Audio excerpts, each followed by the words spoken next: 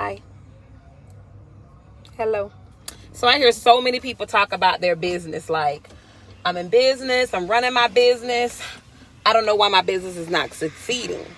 So, yes, trials sometimes come about. Yes, we deal with unforeseen things. No, we can't always get a person to solicit our business or anything like that. But at the end of the day, as much as you put into your business is what you're going to get out of it. I cannot tell people that enough. I'm not telling you to juggle multiple businesses, but you should have multiple streams of income in today's world society. You just can't depend on one thing. I mean, if you have longevity with your job, that's cool. But sometimes you reach a point where you're so acclimated with the process, they want to do things to weed you out, so they get rid of you. And that's not cool, but it happens. That's what they do. So with that being said, and just thinking about the reality of it all, how do you keep your business growing? You have to keep going. You cannot give up. You cannot for a minute think that you're so comfortable with the numbers you're making and what you're doing that you're going to just be the successful individual. I don't flaunt my success, but I do show what people say about me. I do share the feedback I get from people, and that is part of my success. It takes a lot to do what I do. This is not an easy job. I'm not sitting behind a desk typing. The only thing I type on is this phone that I'm talking on. And that's the easy part for booking clients. Giving feedback, sending a photo, saying, hey, I'm in your house. What you doing? What I do? But at the end of the day, I like what I do. I love what I do. So I get out of what I do as much that I put into it. That's what I'm going to get out of it. So a lot of people pay for marketing. A lot of people pay for a lot of different things that they feel they need. But take yourself back to when it all first started and none of that stuff was around. And it was just up to you to make your business grow. And for me, that's where I'm stuck at. I'm not stuck in this new trend of things. I'm used to building from the ground up. So I know my success, that the success I want, the feedback I want, it starts and ends with me personally, so I put in what I want out. And, I can't stress it enough. Sometimes I get up and it's about 2:00 in the morning and I'm doing my thing. I'm going to the bathroom. So if I go to the bathroom and I'm going to grab my phone. That's just natural instinct. Hey, Angel, inquiring about such and such. I'm going to respond back to you. You inbox me at 12:15. I'm getting back to you at 2:15 or whatever the case may be. Different strokes for different folks. I can only share what I do and how I do it and how committed I am to doing what I do because I believe in what I do. I know that people in this world need what I do. I know that I can set myself up to be one of a kind in what I do and how I deliver it. And then you don't get so used to having all this help and this organization and now everything is going the way you want to. That's good. It's nothing wrong with that. But you cannot forget where you started. Because at any given moment, I always envision myself that, yep, you got assistants. Yep, you love your assistants. Yes, they do a good job. Nope, they don't make you look bad. When you correct them, they do good. All of that is cool. All of that is amazing. But picture life without them. Picture life with nobody but you. The person that started this whole big thing. The person that got the ball rolling on this. The person that is the success behind the business name and what the business represents. You. So having all that in mind, keeping that before me, it keeps me not only level-headed, but it keeps me grounded in reality. Because at any given time, all these clients I have, all these cleans that I do, these bust down sessions may start right back with me. So it's more to it than just me saying, hey, girl, you remember where you started? You remember it was just you? And it could always go back to it being you. Well, how can I keep myself right so that I can continue on with the process just in case I lost people? Well, have you detox? Have you been to the doctor? Have you exercised?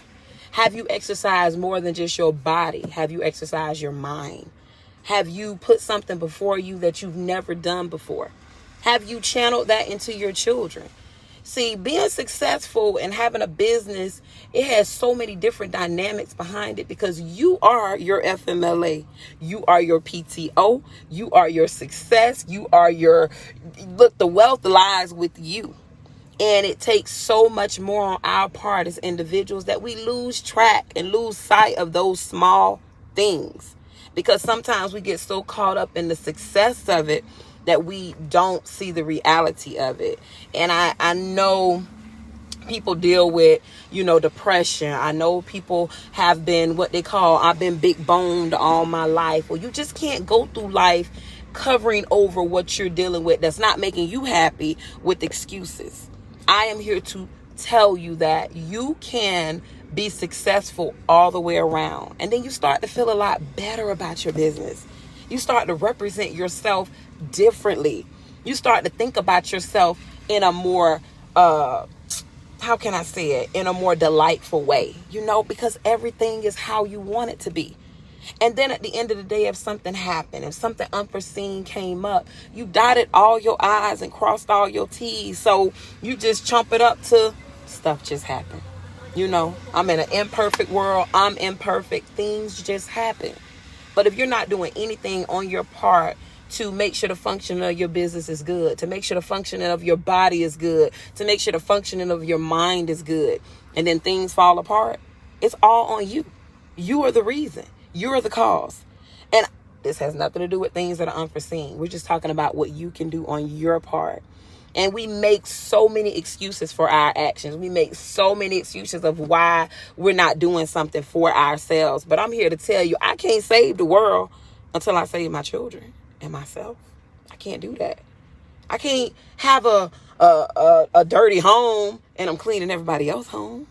I can't pull up to your house in an untidy car, but I'm about to vacuum and clean your car.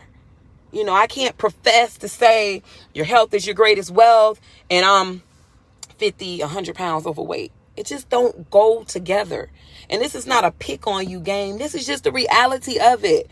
I'm representing a cleaning company. How dare I come up with coal in my eyes and a wrinkled shirt on and dirty sneakers? I might leave your house with dirty sneakers, but I'm not going to show up that way. So you get what I'm saying? It's just one of those things that it just makes sense. So being a business owner, in order to be successful, in order to do your part and feel good within your heart, you got to put forth your best in what you do as a person first. And then it's going to reflect in your actions and your business and your ethics and those that represent you. It all goes together.